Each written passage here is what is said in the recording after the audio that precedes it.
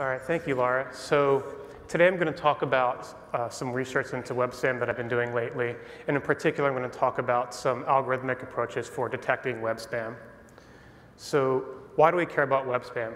Well, first we care about web spam because Google does. Through the Penguin and the older Panda updates, they're taking an increasingly hard line against web spam and sites that violate their guidelines. And this raises a whole host of practical SEO considerations that you might be thinking about every day in your job. For instance, if you're going out and building links, a common question might be, do I trust this site? Should I get a link from this site, or is this actually going to hurt me? Another common use case might be if you, for instance, are helping a site clean up from a penalty and you need to go and remove a whole bunch of spam backlinks that someone else built. Maybe there are thousands and thousands of links. Having some way of having some spam score that tells you which ones are the most likely to be spam would be a great way of starting. There are also a lot of engineering challenges that we face every day at SEO Moz. We have a Mozscape index, we have web crawlers, and so here's Roger, he's our web crawler.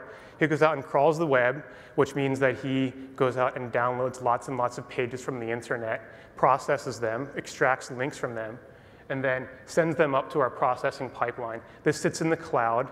It takes several weeks to actually process all of this data into the Mozscape index that we can actually use. We started at 40 computers. As we scaled up our index size, we've gotten up to 100 or 200 computers that we're running to actually do the processing. So all of this takes a significant amount of engineering time, money, and other types of resources. If spam is a large component of what we're actually crawling and indexing, then it can just consume lots of resources that we would rather be spending on other things. It can also adversely impact index quality. If we have too much spam on our index, it can skew some of our metrics like Moz rank and page authority, and we like to remove it.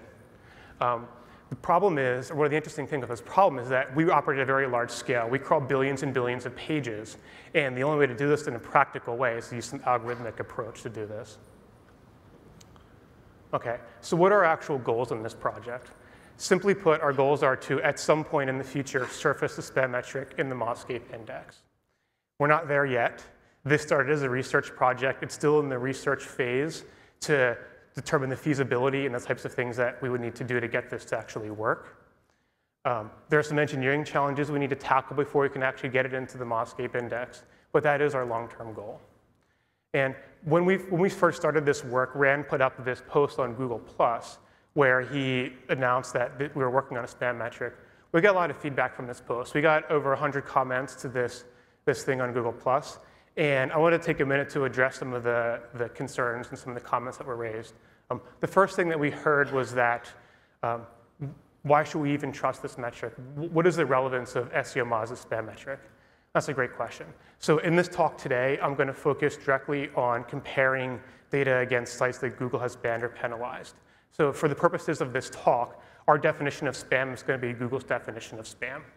I don't know what form this is going to take long term, but I can assure you that whatever we do will make direct comparisons against sites that Google has penalized. The second thing that we heard was that you're working on the wrong problem.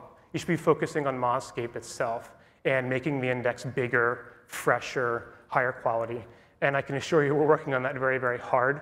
As Rand talked about this morning, we have made significant investments in our own private cloud, our own private data center, to scale up the size of the index and make it fresher. We have some extremely talented engineers that I work with every day on the big data and the Mozscape team working on that exact problem. The third concern that we saw was that, what if you produce a spam metric, then everyone will know what sites are spam or not. And aren't you concerned about this? And our answer to that is that we believe in transparency. And this is data that the search engines already have. They use it in their algorithms right now, and we would like to make it available to everyone else. Okay, so I started out this talk saying that we're going to do an algorithmic approach to detecting web spam. So what does that actually mean? So in practice, it means that we're going to do some machine learning, and we're going to build a machine learning model. So machine learning, simply put, means we go out, we gather some data, and then we use it to predict something. In our case, since we're predicting whether a site is spam or not, our data is web data. So we start by going out and crawling lots of pages and downloading lots of data. But this comes to us in the form of raw HTML. It's actually not very useful. So we need to go through another stage, which is called feature extraction. And features is a common term that is used everywhere in machine learning. Features are concrete things that we extract from the data that we actually use to do predictions. Here in this case, we've got a couple of features, the number of words in the body, maybe the number of links that are in the HTML document might be a good indicator whether it's spam or not, and a whole host of other things. We then send these features through the machine learning algorithm, which it sometimes can act like a black box. In our case, it's actually quite transparent because I wrote all the code myself. But for the purposes of this talk, this is basically a black box. And this outputs a prediction as to whether this site or page is spam or not. In this talk, I'm going to focus mainly on the features. And we're going to look for ones that are the most relevant for predicting spam. We do this because these features are actual things that we can wrap our brain around, and they give us some intuition about what is the most useful. OK, so spam is an interesting topic. One of the things that I find very interesting about it is that there's this split between on-page features and in-link features. So this is a hypothetical link graph here, and we're going to keep coming back to this example. So I'm going to take some time to explain it. So here we've got a bunch of different sites. You can think of these squares or boxes as sites, and the arrows as links between sites. So we have two different types of sites here. We have spam sites that are black. And when I say a spam site, this is a site that actually has spam on it. This is a link farm, a page that is completely stuffed in keywords that has no use to a human, scraped content, a fake blog, something like that. This page actually has spam outlinks coming from it. And then we have legitimate sites, e-commerce sites, blogs that all of you have, sites that don't have spam on them. Spam links to, the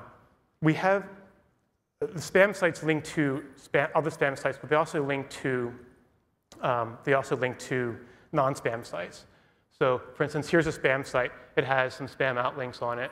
But if we consider this site, this is a legitimate site, and this has, the site itself isn't spam, but it has spam pointing to it. Google will penalize or ban both of these sites. They'll ban the legitimate site if it has too much spam coming to it. And so throughout this talk, we're going to be constantly talking about in-link features and on-page features. So when I first started this a couple of months ago, I thought to myself, there's probably been a whole bunch of research done on spam already. So let's go out and do some literature review and see what actually has been done. Turns out there's been a lot of great research done over the years on spam. And in these conferences in 2006, 2007, and later in 2010, there's a large organized effort to collect lots of data around spam. They actually developed their own spam guidelines. Here's a screenshot of some of their spam guidelines. And then they gave these to humans and actually asked humans to go and annotate whether this site was spam or not according to their guidelines. They tabulated several thousand or more different labels whether the site is spam or not. And then with that, you can actually go and do some statistics and some analysis. One of the interesting papers that came out of this work was this paper by Tullius et al. In 2006. And they produced a number of graphs like this. And so this is a complicated graph, but I'm going to show a lot of these, so I'm going to take some time to go through it. This is a graph of the number of words in the title tag on a page. And there's two parts to this. The first part is these lines in blue. This is a histogram or probability density of all of the pages in their data set. So for instance, if you look at over the left-hand side of the graph, you can see that for about 5 words in the title, there's 12, 13, 14% of the data. And then as you get out to title tags that are 30, 35 characters long, there's very little data. A very small percentage of the data has that length title tag. If we look at this pink or magenta line, this is the percentage of spam in each of those different categories. So if you look down in the lower left-hand side of the graph, you'll see that for short titles, there's very small spam percentage. As you get to longer and longer title tags, over on the right-hand side of the graph, you see that the spam percentage increases to something like 60, 70%, 50%. So this is keyword stuffing in the title tag. Another thing you might look at is the percentage of the page covered in anchor text. You might think that common spam technique would be to just spew up a bunch of pages with a bunch of anchor text and links on them with no real content. So here, you can actually look at the percentages of the page covered in anchor text, and here the trend isn't actually so clear. It oscillates around. Maybe there's some indication as you get towards larger and larger percentages of the page as anchor text at a higher percentage of spam, but maybe it's not so clear. One interesting thing about this work is that many years later, actually a very recent paper in 2011, took this data set and used a very, very fancy, sophisticated, state-of-the-art machine learning model. And what they found is that you can actually do quite a good job at predicting whether a page is spam or not by just a very few simple on-page features like this. And they got state-of-the-art performance by doing this. So this is actually encouraging that if you have a complicated enough a model, that you can do a good job of predicting spam with not much data. One of the other interesting things they found in this paper is that they actually compared on-page content versus in-link features, and they found that on-page was actually a much better job predicting spam than in-link features. So we've talked about some different types of on-page features, and I'm going to talk about some more later on. If we think about in-link features, one of the more common ones, and one that we have available in Mozscape right now, is something called Moz Trust. So Moz Trust measures the Moz Trust starts with a set of high-quality seed sites that are very trustworthy. Things like government sites, very reputable university sites, things like that. And then it then flows trust out from that site. So if this is a seed site here in green in the bottom of the diagram, since this site links to another site, that site is going to have high Moz Trust. It's going to pass the trust to that other site. And then as that site links out to some other sites on the right-hand side there, they're going to have more moderate values of Moz Trust. And it's been found, at least back in 2004, that Moz Trust did a pretty decent job of predicting spam. And we'll come back to this too. One of the interesting things that has come out since the Penguin update is that anchor text might be a good predictor of spam. And the intuition here is that natural or organic anchor text is typically either a branded keyword for the domain that's being linked to, or it's words like click here or other types of natural organic text that actually appears on the internet. In particular, it's not words like Hollywood dentist, cosmetic dentist, Los Angeles dentist. And if you have too high a percentage of your anchor text as these commercial keywords that is not branded, then that could potentially be a spam signal. So it's natural to ask, are these even still relevant today? A lot of this work was done 2006, 2004. Spam tactics have changed remarkably in the last 10 years. Are these even still relevant today? So I'm going to try and answer that question today. And we're going to do it by gathering a large set of data for sites that are banned or penalized from Google. So we define, Curtis has a great blog post on our website that you can read more about the actual methodology of collecting whether a site is banned or penalized. But a site is banned if it is completely removed from the index. That means if you do a site : for the domain, it doesn't appear at all. This is a manual penalty that Google has applied. A site is penalized if you do a domain name search for the exact domain and it doesn't appear on the first page. Any site will rank on the first page if it hasn't been penalized for the exact domain, for the search for the exact domain name. OK, so I started out talking that we're going to go and collect some data and do some machine learning on that. So where do we get our data from? Well, we've got a somewhat complicated data collection process that I'm going to talk to you about right now. So we first start with the Mozscape index. We've got about 200 million different sites that we want to classify, whether they're spam or not. We take a stratified sample of this data, and we throw in about 3,000 directory sites that we've already labeled, plus a long list of suspected spam sites into this data set. We get down to about 47,000 sites by doing that. We then go out and crawl these pages. We crawl about 5 pages on each site. We throw in some additional data from Wikipedia and SEMrush because we need some information about language, and we extract a bunch of features from that. And then we apply a filter to this data, and we filter on sites that are still alive. They don't return, we only include sites that return at least 200 response to us. We remove redirects, we remove 301s, things like that. We also apply an English language filter. And we do this because we want to bring in some information about search queries and about language, and it makes it a lot easier if we just restrict initially to English language documents. This gets us down to about 22,000 sites. Then from there, we then send these through Google, and we tabulate whether they have been banned or penalized. For the rest of this talk, I'm going to focus only on sites that have been penalized. Any site that has been banned has clearly been penalized because if you search for its domain name, it's not going to appear. But we have a lot more sites that are penalized, and so I'm going to focus mainly on them. OK, so what did we actually see here? First, here are the overall results. So overall, we found that about 17% of the sites were penalized, about 5% were banned. If we look at the suspected spam sites composition, we actually see that between 50 and 60% of these sites were penalized. So most of these actually were spam. Moz Trust. Moz Trust does a great job of predicting spam, and it's one of the biggest predictors that we found. So here is my version of those 2006 graphs. And so if you look on the left-hand side of the graph, you can see that for Moz Trust values between 0 and 1, about anywhere between 35 and 40, 45% of those sites were spam, or penalized by Google. If you then look at the bottom right-hand side of the graph, say Moz Trust values between 5 and 6, we only have a few percent or less of those sites are actually penalized. We can think about maybe MozRank might be a good predictor, and MozRank actually is a pretty decent predictor, although it's not as good as Moz Trust.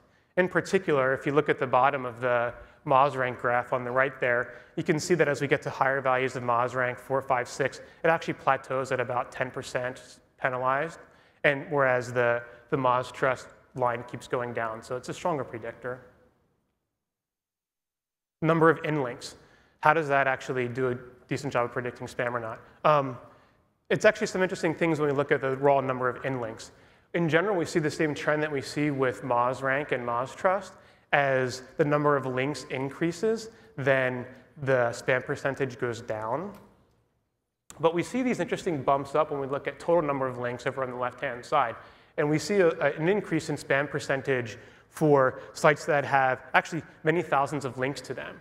We don't see this huge bump up necessarily in external links. It's maybe there a little bit, but not as much. So these are a population of sites that that are in our index that are very large and tend to have lots of internal links in the actual site itself that are spam. Domain size, we see the same trend in domain size. This just is helps to confirm that, yes, indeed, this increase we see in spam for sites for internal links or all links are actually large sites. I mean, these are sites that have anywhere between 3 and 22,000 different pages on the site.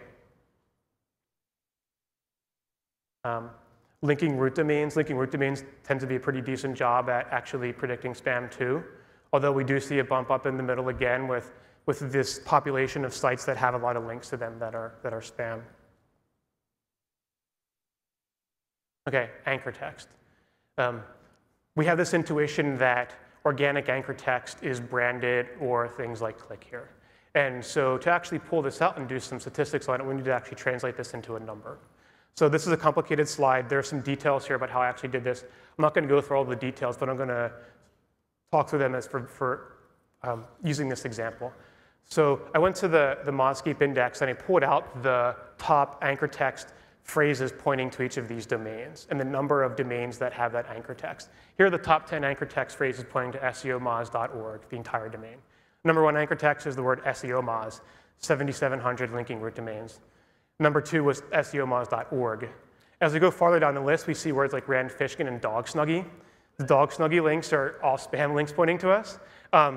And so because I have a relatively simple heuristic that is essentially just a match to the domain name, and then I have other things in there, I tried to make some, add some heuristic for detecting acronyms and things like that, but we don't pick up things like Rand Fishkin. So maybe it's arguably a branded keyword, maybe it's arguably not. In my case, we're gonna label that as unbranded. Dog Snuggie is clearly an unbranded keyword. So then once you label each of the anchor texts as whether it's branded or organic or unbranded, we can then go and compute the percentage of these linking root domains in the top 10 that are non-branded.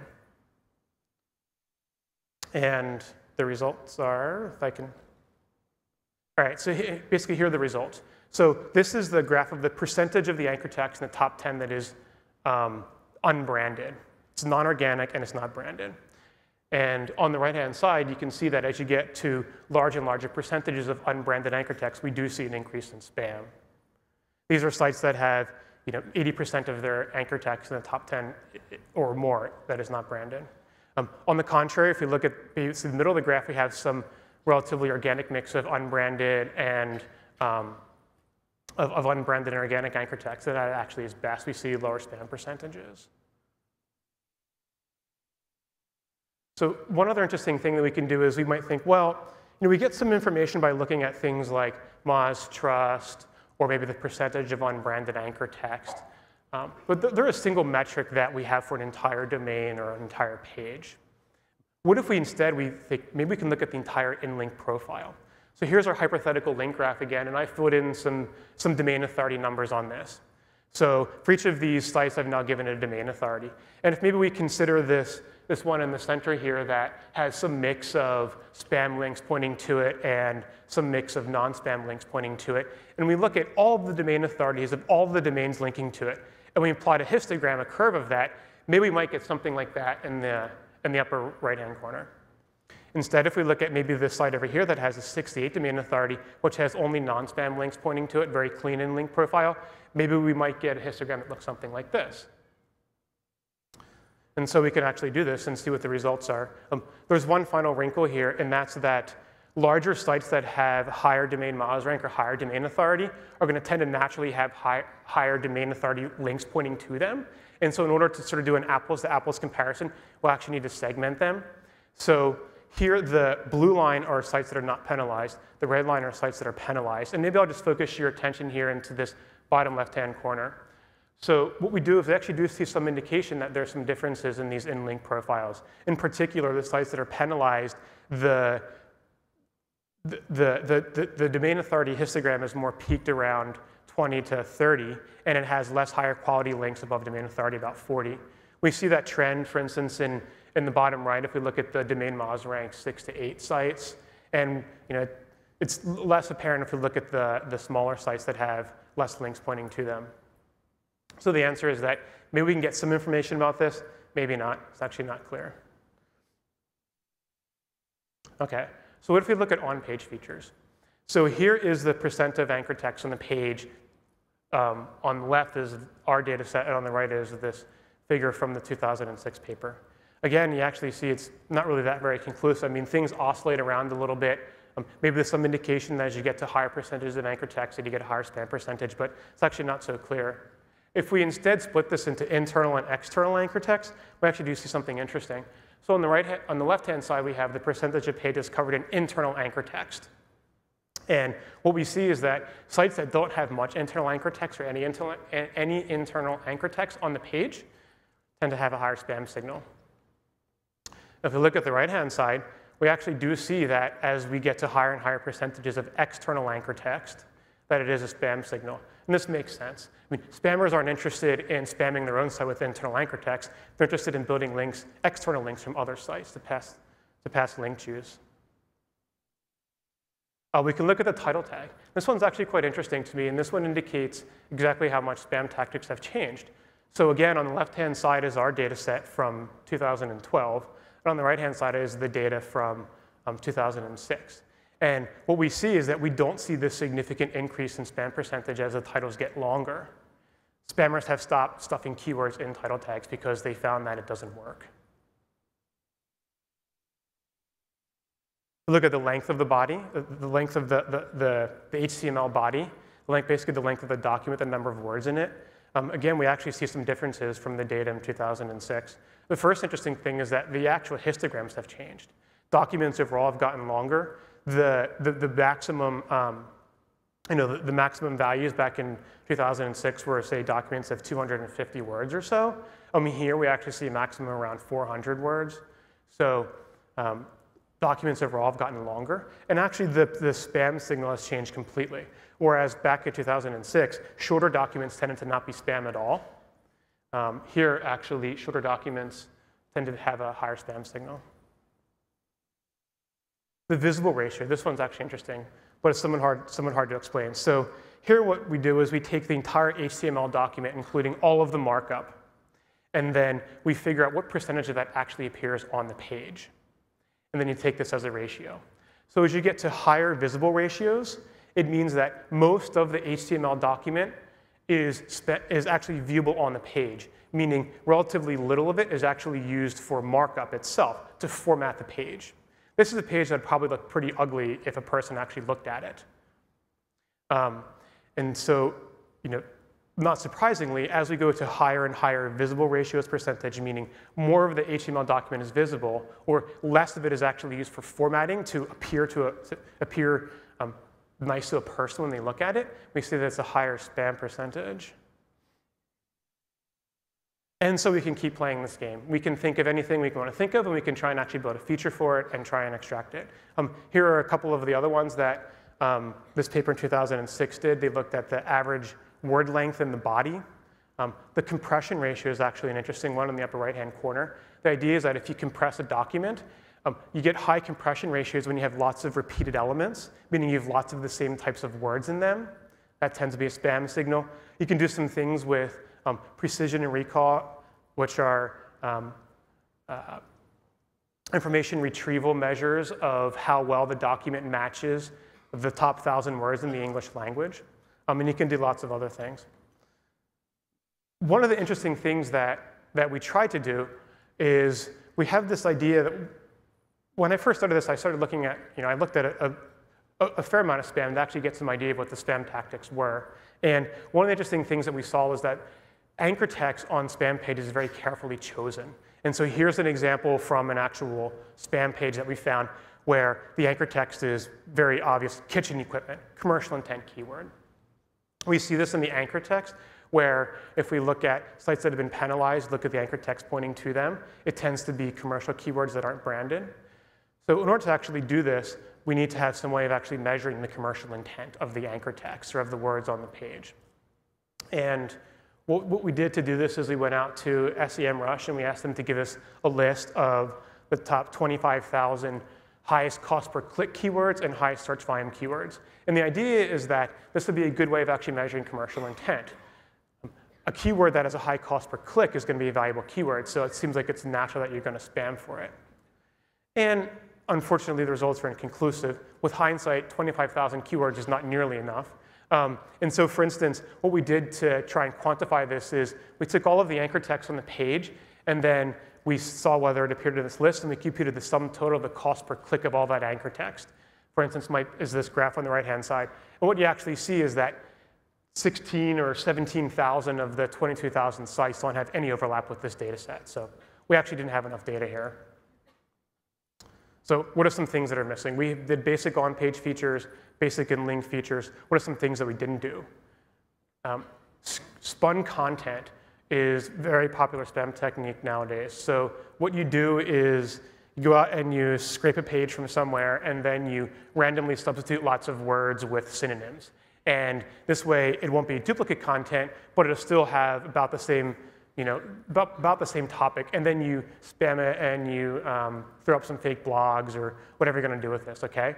So this is an actual sentence from a spam site that we found. Clean Money provides detailed info concerning online monetary unfold betting corporations. We read that as English speakers, that doesn't make any sense. It'd be nice to try and pull this out in some way algorithmically. One other thing that we found is that fake blogs, there's no user interaction. There's no reason for a human to actually ever go to that site. So they have no comments, no shares, no tweets. Seems like an obvious spam signal. Sidebar and footer links. We didn't make any attempt to pull out sidebar and footer links. There's some more engineering challenges to do this. First, you need some way of actually determining which of the links are sidebar and footer links. But we're working on that. But this is another common spam technique that it'd be nice to actually try and pull out into something, into a feature. Okay, so that being said, there's a lot of things that are missing from this. We've only pulled out some base set of features. We can ask us, how well can we actually model spam with just this data? It turns out we can actually do quite well. Using a logistic regression model, we can get 86% accuracy using just 32 features.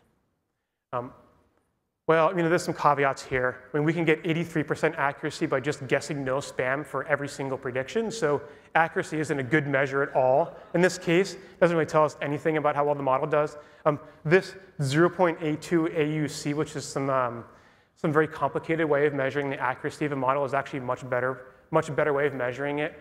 You can game it by doing things like always guessing non-spam. And I can assure you that 0.82 AUC is actually pretty good. That's actually quite good for a model this simple. And I want to say a couple of things about this. Logistic regression is the simplest machine learning model that we could use for this. It's very, very simple. 32 features. In terms of practical machine learning, most practical machine learning uses hundreds or thousands or even more features. We said Google's algorithm uses over 200 different things, but each of those are probably a meta feature. Each of those uses its own things. And so using only 32 features is really quite small for doing machine learning. So we have a very simple model. We have a very few number of features, but yet we can get a very good model. And the reason is because these features are actually quite predictive. They do a really, really good job. We can go a little bit step further, and we can do something a little bit more complicated. So in this case, instead of taking just one model for all of our data and sending it through, predicting whether it's spam or not, we can actually split it into two. And so here what I did was I took one logistic regression model for just on-page features, things that we can get just by crawling the page and looking at the page. I took another logistic regression model for just in-link features. So these are things that are just computed from linking to the page itself. We send them through some sort of weighted average or some sort of mixture, and this actually predicts whether something is spam or not. This model performs the same as the other one. We haven't actually increased the model complexity at all. We've just split it into two. So we don't get any increase in performance about this, but we can do something really interesting with this model. And what we can do is we can attribute responsibility. We can attribute responsibility to whether a site is likely to be penalized or not because of its links or because of how it looks. So for instance, if we go back to our hypothetical link graph here, and we consider this page up here, or this site up here, this is a spam site. It's got lots of spam content on it. It's got lots of spam pointing to it. So maybe the model might predict that, yeah, this site has a 90% chance of being penalized. And responsibility, because it looks like spam and has spam linking to it, is maybe 50-50 between spam and between in-link and on-page features. If we consider this site instead, this is a legitimate site. It's not a spam site, but it's got a lot of spam linking to it. And so maybe the model might predict that, oh, maybe there's a 65% chance that this site is actually penalized. But we can say, well, of that 65%, 85% of the responsibility for being penalized is due to the links pointing to it, and only 15% is due to the actual content of the page itself. So we can tell you how likely it is to be penalized, and whether you're penalized because of who links to you or because of how you look. Okay, so what are some takeaways here?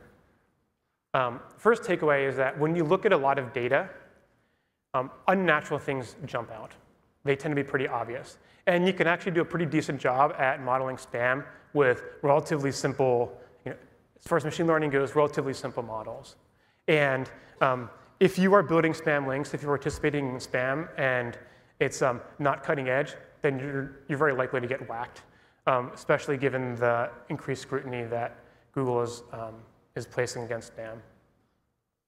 Second thing is that Moz Trust is actually quite a good predictor of spam. So we don't have a spam metric in Linkscape right now. If you look at only one thing, look at Moz Trust, it actually does a pretty good job of predicting whether something is spam or not. If you're building links from sites that have low Moz Trust, be very careful. Third thing is that for the future of SEO Moz and the tools that we're building, we do hope to have some sort of spam score available in the future in MozScape. We're not there yet. There are some engineering challenges that we need to solve first before we can do that. In the more near term, we have basically it's a tool that we have that's currently right now in labs at SEO Moz called Freshscape, which goes out and crawls the fresh web. And we plan to repurpose a lot of this work to improve the quality of Freshscape, to remove spam blogs, to remove low quality type things and improve the quality of Freshscape. So that's it.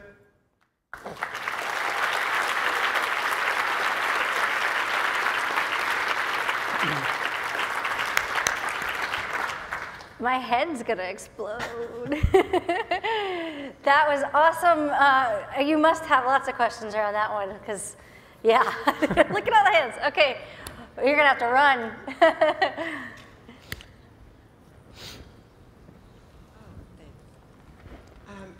I'm not sure that you addressed this, but I have a question. You talked about duplicate content. There are some hotels that have vanity sites, but they have a corporate site. So say Holiday Inn's corporate site has the same information as their local site for, say, New Orleans Holiday Inn. They get penalized because Google looks at it as duplicate site information, even though they've changed the words and added more info. Do you have any idea how to get around that? No, I don't. I think that you'd be better off asking someone who does SEO how to do that. I actually don't really have any idea. I'd have a little familiarity with the algorithms they do to detect duplicate content, and I know that they don't just detect exact duplicates, but near duplicates too. But in terms of actually practically doing it, you could probably do some things with like, rel canonical or something, but I really actually have no idea.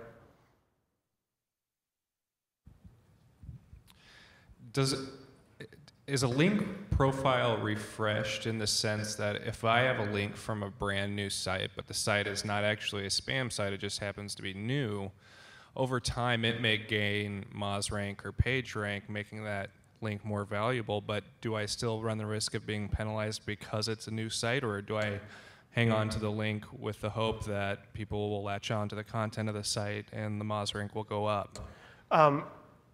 That depends on the details of how Google's algorithm works, which maybe I should have pointed this out before. I'm not actually, everything I presented in this talk is descriptive statistics.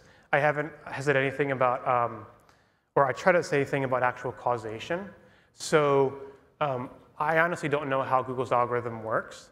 I would hope that if the link came from a page that other people linked to and it was authoritative, it had a higher page rank, then they wouldn't penalize you for that. But again, I'm not Google, so I don't really know the answer to that. Oh. Hi, this is Michael Rodkin. I own SEOchampion.com, and I love your tools, by the way. I love your presentation, by the way. One of my questions is what goes into determining on your side the domain authority? Because a lot of my clients are paying attention to your domain authority because Google PageRank, that meter, the 0 through 10 meter, seems to kind of go off. And you know, we know how Google is. They're all about making their own money on pay-per-click, and they could pretty much care less. You know, and I do run a lot of sales through Google because they're my merchant, but I respect them too. But I'm kind of curious for clients too, what really goes into your domain authority? And then also, I love your tools, love Rand's tools, love everything about this. I've been going to search engine strategies since early 2000s, and I think your conference is the best. So I'm kind of interested more on an ETA too for your tools, because I'm also promoting that quite a bit as well, and we've been able to give you over 300 signups myself. Sure. Well, that's great. We really appreciate your support, and it makes us feel good when someone tells us they like our tools because we put a lot of hard work into producing them. To answer your question about domain authority, well, there's a short answer and there's a long answer. The short answer is that when we updated the domain authority, when I updated the domain authority model back in the fall, I put out a long blog post that talks about domain authority and page authority. So you can find that on our blog. The longer answer is that we take all of our in-link metrics that we have available in Mozscape, and then we send them through a machine learning algorithm that predicts how likely that page is to rank higher in Google searches across a very large data set. So domain authority and page authority are machine learning models that take just the link profile of the page or domain and predict how likely it is to rank. As far as an ETA, when we expect to have this out, we don't have an ETA right now for that. Okay, yeah, the question was when you were looking at high cost per click anchor text on page, were you, I recognize you'd be looking at external links, but did it look at internal links as well, the ratio? For high cost per clicks, the ratio of high yeah, cost per we click did, and again, we had the same result. Actually, if you go back and look at the slide deck, the plot that I actually put in there was of just internal anchor text. So we did internal anchor text, external anchor text.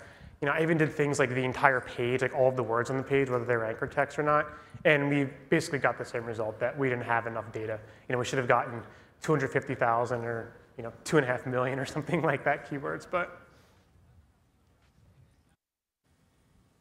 Hi. When you're analyzing backlinks using OSE, how do you differentiate between penalized sites and banned sites? We don't have that information available in OSE. This is something that we did outside of OSE itself. So the way that in this data set, the way that I differentiated between banned and penalized sites was if a site was banned, then it was also penalized. If a site wasn't banned, then we checked whether it was penalized and saw whether it fell off of the first page. Hi. So my question is, you've been differentiating between the on-page factors and the in-link factors, and you've been able to say, like, 50% of this penalty is due to on-page factors and stuff like that. And that to me seems like Google is able to differentiate between the actual spam sites and the legitimate sites that have spam links. From your research, does it seem like Google treats them differently or in the same way? I'm not sure. All that we see is the end result, whether a site is penalized or not, and we don't know why it's penalized or not. And what I tried to do is infer why it was penalized, because it had spam links or because it actually had spam on the site. Rand showed, for instance, this morning that we got a notice because that we had unnatural links pointing to seomoz.org, and that tells me very clearly that we have detected that spam is pointing to you. The notice didn't say that you look like you have spam on your site. Instead, you have unnatural links pointing to you. So I would guess that they can differentiate this, but again, they're pretty tight-lipped about these things, so I don't really know for sure. So which features are stronger, the on-page features or the in-link features? I didn't have a chance to actually do that. Honestly, I just fit this model last week, so I haven't really spent much time to spend with it. That's one of the first things I wanted to go and look at.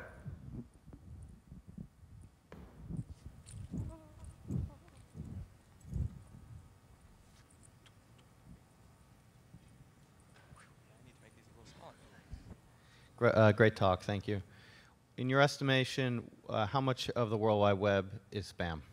That's a good question, and I don't know the answer to that yet. I do hope to estimate that at some point in the future.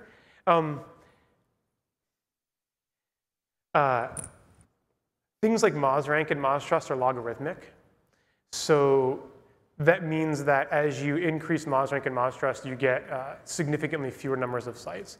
And if you just look at, for instance, the number of MozRank sites or Moz Trust sites that are between 0 and 1 versus 1 and 2 versus 3 and 4 versus the rest of it, most of the internet has very low MozRank and Moz Trust.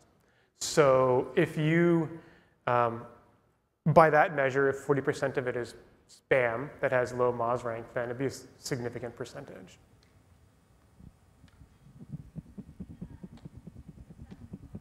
I think we're a little over time, and I know you guys have a lot of questions. Is there a place where people can find you? Yeah, so you this? can send me a tweet, or I'll be outside in the lobby. So you can come grab me. I'll also be at the various social engagements we have. You're going to be attacked out there right now. Well. All right. Well, thank you very much. That was fantastic.